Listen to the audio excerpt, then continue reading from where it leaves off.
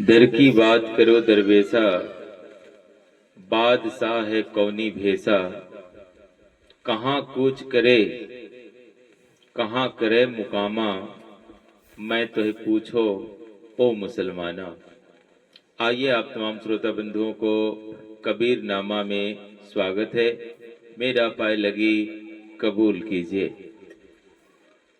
आइए आज हम सदगुरु कबीर साहब के बानी वचनों को देखते हुए इस मुकाम तक पहुंचे हैं कि दुनिया का जो महा झूठ है वो क्या है, उसके बारे में चर्चा करते हैं। चाहे वो किसी भी धर्म का हो, किसी भी वर्ण का हो, किसी का मजहब का हो, सब में एक महा झूठ का चलन है। जैसे सदगुरु कबीर साहब इस साखी में बताते हैं कि दर की बात करो दरवेशा, उस जगह की बात करो जहां पर उस परम पिता परमेश्वर परमात्मा अल्लाह गॉड रहता है। वह कौन भेष में रहता है, वह कैसे रह पाता है, कहां से वो कुछ करता है, फिर वह उसका खास मुकाम कहां तक रहता है, क्या खाता है, क्या पीता है, कैसे रहता है। हे मुसलमानों, क्योंकि आप लोगों ने तो काफी गहराई तक उसका अध्ययन किया है, अपने आंखों से देखा है, तो हमें ये बात बताओ कि वह कौन सा भेष में रहता है, कैसा मकान में रहता है, क्या खाता पीता है, कौन से कपड़े पहनता है, ये हमें बताओ। ये तो रह गई इस्लाम धर्म के जो भी तथाकथित लोग हैं, जो जन्नत के नाम देकर के विभिन्न प्रकार के भोले भाले लोगों को ठगने का काम करते हैं और एक गुमराहवादी बातों को बयां करते हैं। ठीक उसी प्रकार सभी मजहबों में, सभी प्रकार के धर्मों में इसी तरह का बात है। ये दुनिया का सबसे महा झूठ है कि मरने के बाद किसी व्यक्ति को स्वर्ग में भेज दिया जाएगा, बैकुंठ में भेज दिया जाएगा, अमर लोक में भेज दिया जाएगा, विभिन्न प्रकार के सुख शांति से भरपूर वहां जीवन रहेगा, विभिन्न प्रकार के भोग मिलेगा, विभिन्न प्रकार के व्यंजन खाने को मिलेगा, ऐसा बिस्तर मिलेगा कि जो आज तक आप देखे नहीं हैं। इन ऐसी बातों में आम भोले भाले जनताओं को बहकाकर और उनको मरने के बाद वैसा जन्नत, वैसा स्वर्ग, वैसा बैंकुट, ऐसा अमर लोक का सपना दिखाते और सपना दिखा करके अपना ठगी का काम करते हैं। ये दुनिया का महा झूठ है। इसलिए कि जो लोग गया वो फिर लौट कर नहीं आया, और जब लौट कर आया नहीं तो फिर इस बात को कौन बताया कि वहां विभिन्न प्रकार के सुख है, विभिन्न प्रकार के सुविधा है, ऐसो आराम की जिंदगी है। ये एक कल्पना मात्र ही है और इसके चंगुल में असाक्षर, अनपढ़, भोले भाले ही नहीं, बहुत पढ़े लिखे ज्ञानहीन लोग भी इस चक्कर में फंसे हुए हैं और इतना गहराई से फंसे हुए हैं कि मैं जितना कहूं उतना कम है। मेरे भाई, आप छोटा सा दिमाग लगाओ, छोटा सा दिमाग लगाओ। मैं आपके सामने एक तर्क रख रहा हूं। जैसे अगर आप छोटा सा, अगर कोई भाषा सीखना हो तो भाषा सीखना हो फिर भी आपको मेहनत करना पड़ेगा। बिना मेहनत के आप कोई एक छोटा सा भाषा नहीं बोल सकते हैं। आज इस संसार में रोजगार के लिए, नौकरी के लिए, किसी प्रकार के उद्योग धंधों के लिए, किसी भी प्रकार के योजना परियोजना में शामिल होने के लिए एक लंबा प्रोसेसिंग, एक लंबा ज्ञान, एक लंबा इंटरव्यू, लंबा शिक्षा का जरूरत होता है। तब कहीं जाकर आप किसी योजना परियोजना में आप सम्मिलित होते हैं। मेरे भाई समझो, और आपको ऐसा सुख जो आपको कह देता है कि हम आपको मंत्र के बल पर, कुछ कर्मकांड के बल पर, कुछ जाप के बल पर, कुछ गेहूं धान और कुछ रुपया पैसा और जानवर के दान दे देने पर हम आपको दे देंगे। क्या आपको लगता है ये बात सत्य है? जबकि आपका दिया गया सभी प्रकार का धन, सभी प्रकार के संसाधन एक खास वर्ग के लोग, विशेष प्रकार के व्यक्ति, आप वो उसके यहाँ पे रहता है। वो खुद अपने आप आपका दिया हुआ धन से ऐशो आराम की जीवन जीता है, और यह बात बताता है कि आपके पुरखों, आपके पूर्वजों को मैंने जन्नत में, स्वर्ग में, वैकुंठ लोक में जगह दे दिया है। क्या वहां का वो एजेंट है? क्या वहां से उसको इस प्रकार से सर्टिफिकेट प्राप्त है? ये विचार करना है।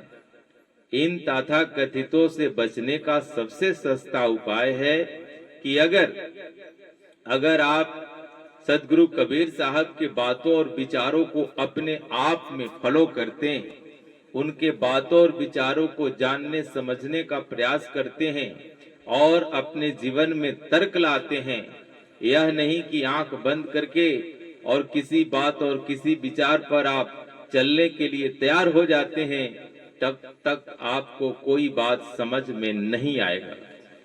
सदगुरु कबीर साहब का हर बात एक तर्क है, एक विज्ञान है और एक सत्य है, इसलिए उसे पर्दा में रखने की कोई जरूरत नहीं है।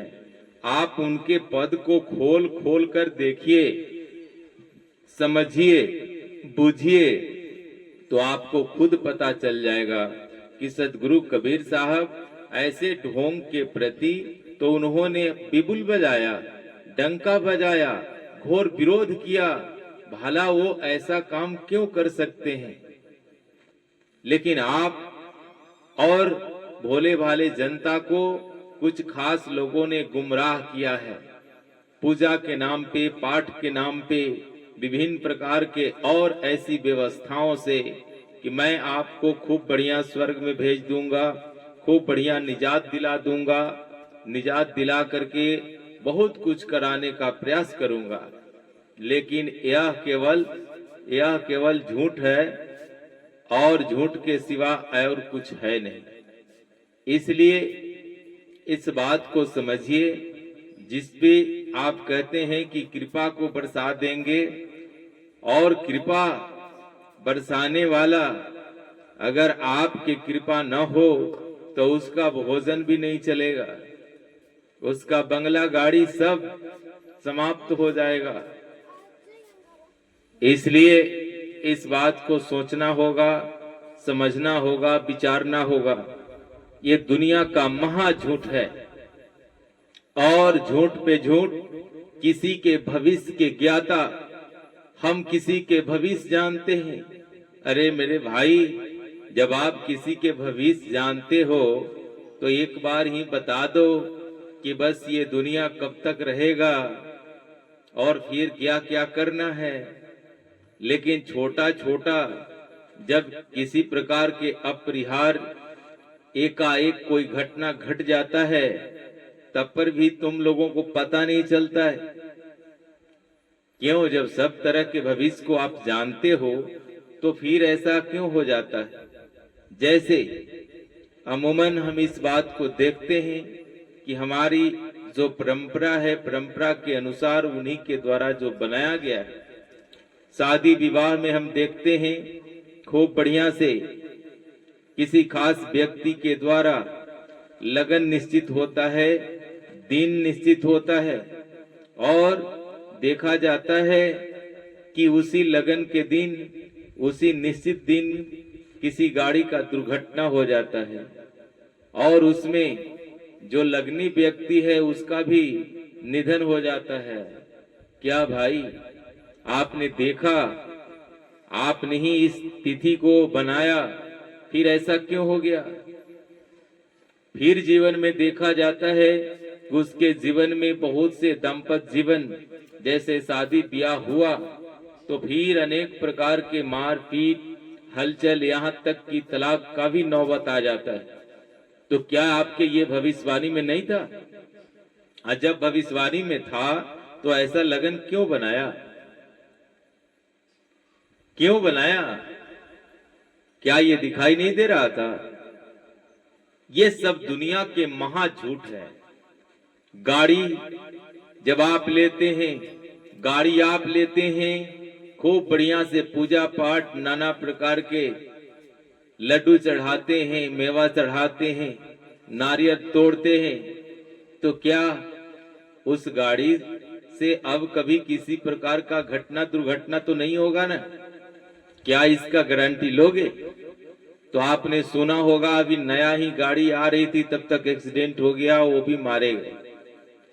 क्या उस समय उसको समझ में नहीं आया? आया कि नहीं आया? क्या जी, आया कि नहीं आया? अब बात समझो। भोले भाले अंधश्रद्धा में लगने वाले लोग, क्या आपकी गाड़ी कभी पकड़ी नहीं जाएगी? क्या आपका गाड़ी का चालान नहीं कटेगा? क्या आपका गाड़ी एक्सीडेंट नहीं होगा? क्या आपका गाड़ी खराब नहीं होगा? क्या आपका गाड़ी चोरी नहीं होगा? कोई एक बात भी बता दो कि नहीं, ऐसा करने से ऐसा नहीं होगा। फिर क्या रोक पाते हो भाई? ये सब झूठों का कारखाना है। इस कारखाने में मत पड़िए आप लोग। विभिन्न प्रकार से, विभिन्न प्रकार के आप घर बनाते, खूब बढ़िया घर बनाए, घर बनाने के बाद भी उसका शुद्धिकरण होगा, उसका खूब बढ़िया पूजा पाठ होगा। पूजा पाठ होगा तो क्या हो जाएगा भाई? क्या उस घर में अब पेंट लगाने की जरूरत नहीं होगा? क्या सफाई की जरूरत नहीं होगा? क्या वो घर अब टूटेगा नहीं? क्या उस घर में कोई मौत नहीं होगा? क्या रोकते हैं आप? क्या रोक पाए? बीमारी नहीं रोक पाए आप। उस घर में भी लोग बीमार पड़ेंगे, हैं? उस घर में भी लोग मरेंगे। उसका डेंटिंग पेंटिंग कराना ही होगा। कराना होगा कि नहीं कराना होगा? कराना ही होगा। एक दिन वो अपना खास समय में खराब भी हो जाएगा, टूट भी जाएगा, फूट भी जाएगा, गिर भी जाएगा। फिर ये विभिन्न प्रकार के कर्मकांड कराने से क्या मतलब? इसलिए ये झूठों पर ध्यान देना है। ये इतने अंधश्रद्धा में लोग हैं कि मैं जितना कहूं उतना कम है। इसलिए शिक्षा के नाम पे, शिक्षा के नाम पे पाठ पूजा, ऐसा पूजा करा लोगे तो आप इस डिग्री को प्राप्त कर जाओगे, यह परीक्षा को पास कर जाओगे। दुनिया में कौन ऐसा मंत्र है मेरे भाई कि जिसके जपने से आप आईएएस बन जाओगे, आईआरएस बन जाओगे, आईपीएस बन जाओगे, सीएम डीएम बन जाओगे? कौन ऐसा है?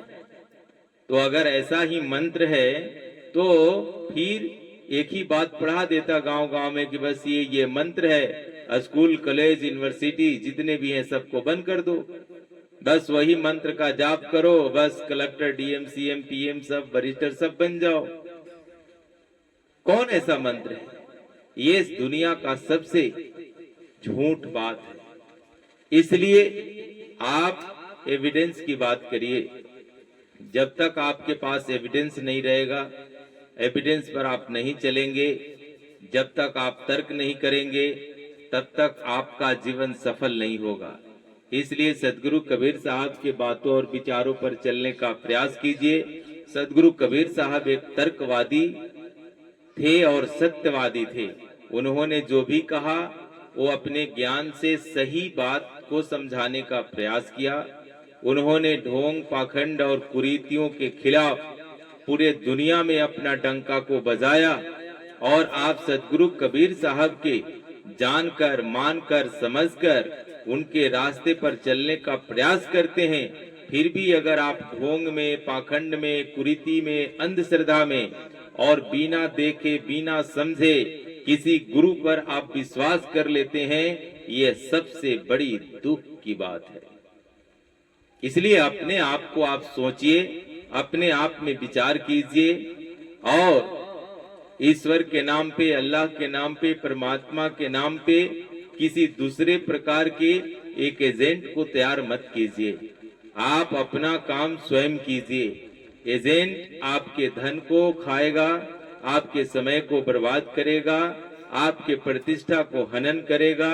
इसलिए कोई एजेंट से आप काम मत चलाइए।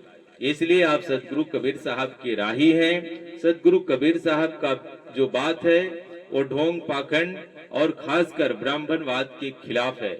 अगर आप सदगुरु कबीर साहब के जानने वाले हैं, मानने वाले हैं, तो ब्राह्मणवादी व्यवस्था, ढोंग, पाखंड, कुरीति, अंधश्रद्धा से दूर रहिए। आइए, अगर मेरा वीडियो आपको अच्छा लगता हो तो इस चैनल को ज्यादा से ज्यादा सपोर्ट कीजिए, लाइक, शेयर, सब्सक्राइब कीजिए और कमेंट में जरूर लिखिए कि यह वीडियो कैसा लगा। अगर बुरा लगा तब पर भी बताइए, अगर अच्छा लगा तब पर भी बताइए, लेकिन बताइए जरूर। चलते हैं इन्हीं चंद शब्दों के साथ मैं अपने वाणी को देता हूं विराम।